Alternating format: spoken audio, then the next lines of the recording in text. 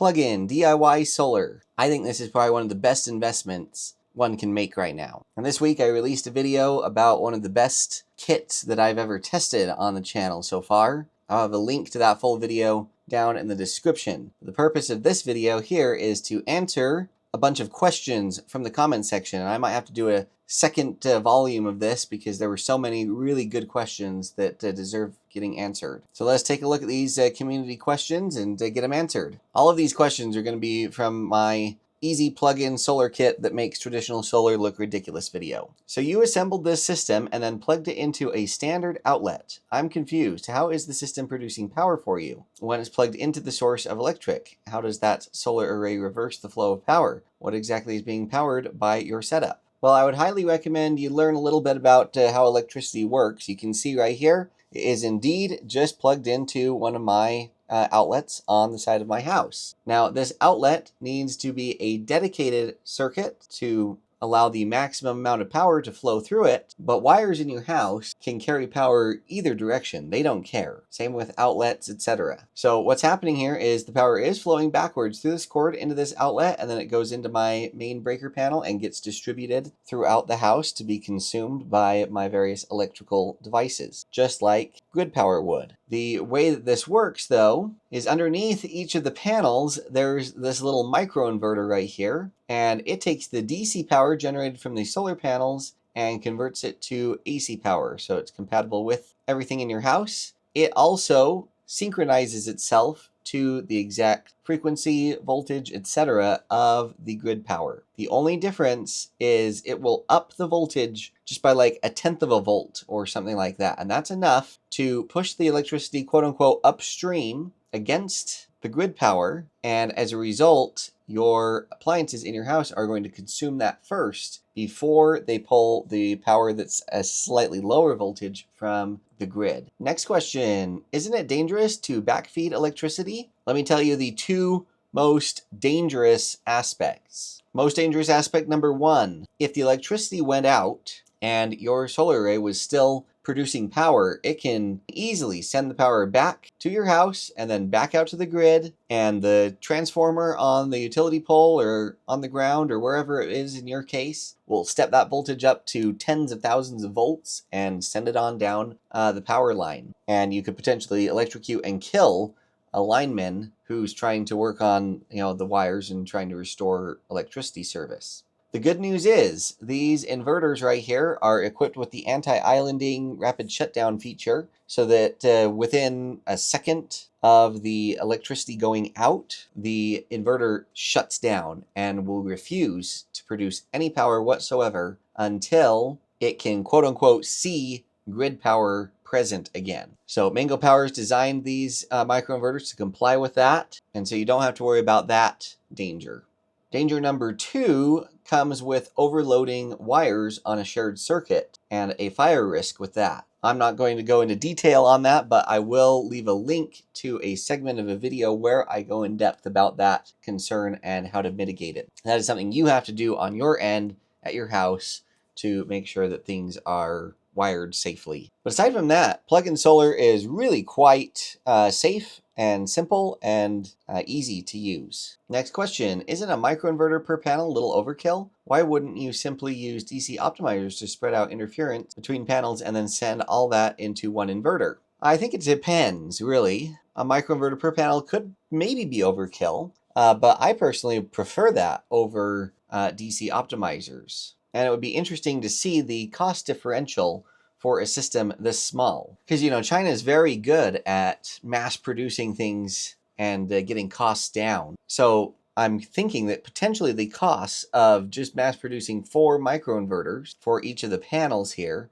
as opposed to producing 4 DC optimizers plus then an additional inverter that's larger in size after that, cost-wise could be very, very comparable. Have you ever heard the saying, 1 is none and 2 is 1? I love the idea of the redundancy. So you can see this is the third microinverter in the series. You can see 2 more down here, and there's one off to the left here that you can't see. But if one of these goes down, the good news is you still have 3 other microinverters that are functioning, and so your system isn't completely offline, which you would get if you had one giant inverter for the full string. So I personally think that the individual microinverters for panel level control is superior to the DC optimizers. Next question, as for Utah law, are you able to generate more than 1200 watts, but you are not allowed to backfeed more than 1200? So if your background usage is 2000 watts, you can generate 3200 watts and still comply with the law? Yes. Now, I'm not an attorney or anything, so take what I'm going to say with a little bit of a grain of salt. But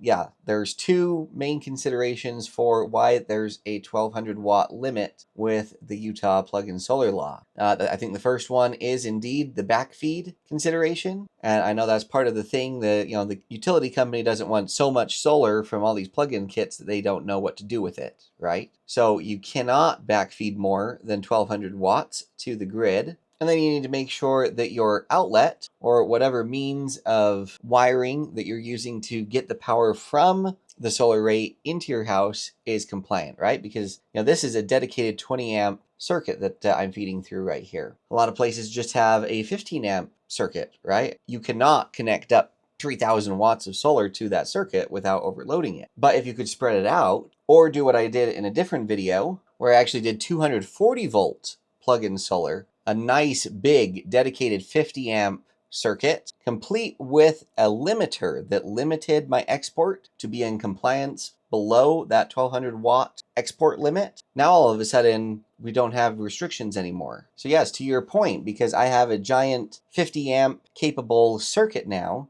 to connect my solar, I could hook up 10,000 watts of solar to my house and then use a device like this that limits my export. It'll actually throttle the production of the solar so that I'm never exporting more than my 1200 watt allowable limit to the grid, and I'm completely fine. So my house could be consuming 7,000 watts and I've got a 10,000 watt solar array. I'm going to be able to offset all of that solar and still be in compliance because I'm not exporting any more than my 1200 watt limit to the grid. And that's where another hack comes in, where you add a battery to the system and you're actually able to harvest that solar power still and then throttle it out as needed as the house consumes it. And that way you keep more of the power on your property that you generated and you don't share it with the grid. And FYI, Mango Power has this smart gateway, which is to enable zero export functionalities. So they actually have an accessory that we can add to that plug-in solar kit to achieve the zero export functionality that I just talked about. I hope to be getting my hands on one of these in the coming weeks so I can test it thoroughly for you and show you what it's capable of doing. Next question, any overheating issues with the microinverters? No, absolutely not. They get hot, something you don't want to just put your hand on and hold forever, but they have not had any overheating issues whatsoever. And it's, the beginning of July here now, and we've had multiple days, high 90s, over 100 degrees, and they are still rock solid, full output, even in the hot. Next question, I'm wondering if you could also set up 2 different arrays on each 120 phase. Fabulous question. So here's a little graphic on how, a breaker panel kind of works here in the US. And so we have 2 legs, line 1, line 2. Each of those are 120 volts of power, but they're 180 degrees out of phase with each other. You can kind of see that in this schematic down here. And so as a result, if you probe between the 2 legs, you get 240 volts. 120 plus 120 equals 240. So we've got a standard 120 volt circuit right here that your plug-in solar is connected to. That's going to come down and go through a single pole 120 volt breaker. Let's say it comes in on breaker number 2 right here. So the power being generated from the solar on breaker 2 is going to offset power consumption on loads that are on breaker 4. Half of this 240 volt load here that's on line 2, and all of these other ones all the way down until your loads outpace what the solar is producing. After that, the grid will make up the difference. But that only offsets half of your loads, right? You have your other half over here that do not get offset at all by the plug-in solar. And so the person asking the question is wondering if they could plug a solar inverter into breaker number 2 right here on line 2, and then also breaker 1 over here on line 1, so that way you get offset on both sides of the breaker panel. And the answer is yes.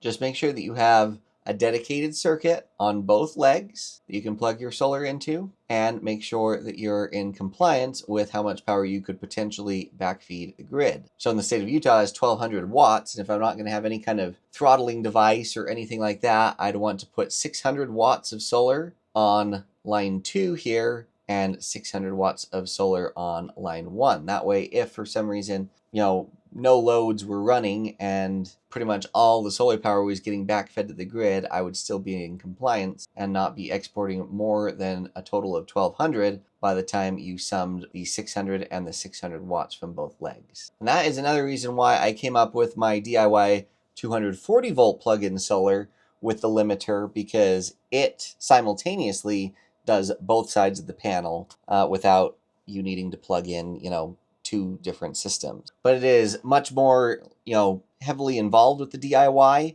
not nearly as easy as a plug-and-play kit like this one from Mingo Power. Can this system directly charge a battery like the Anker F3500? No. If you were to take the plug of the plug-in solar kit and plug it into the plug of the Anker F3500, the plug-in solar kit would think, I'm connected to the grid, and it would boot up. But then it's going to start sending power backwards into your Anker unit, and it's not designed to accept any power on the input, right? And so something's going to blow up. And most likely it would be your inverter in your power station, I would bet. So definitely don't do that. But the good news is you can use the system as a power backup solution when the power goes out with your Anker unit. Let me explain. So earlier, remember me telling you about these microinverters that shut down during a power outage? Well, your solar panels that are connected to these are still just sitting out there in the sun, ready to generate power, and they use the universal MC4 connectors here. So in the event of a power outage, you could literally just go disconnect the 4 solar panels from the microinverters and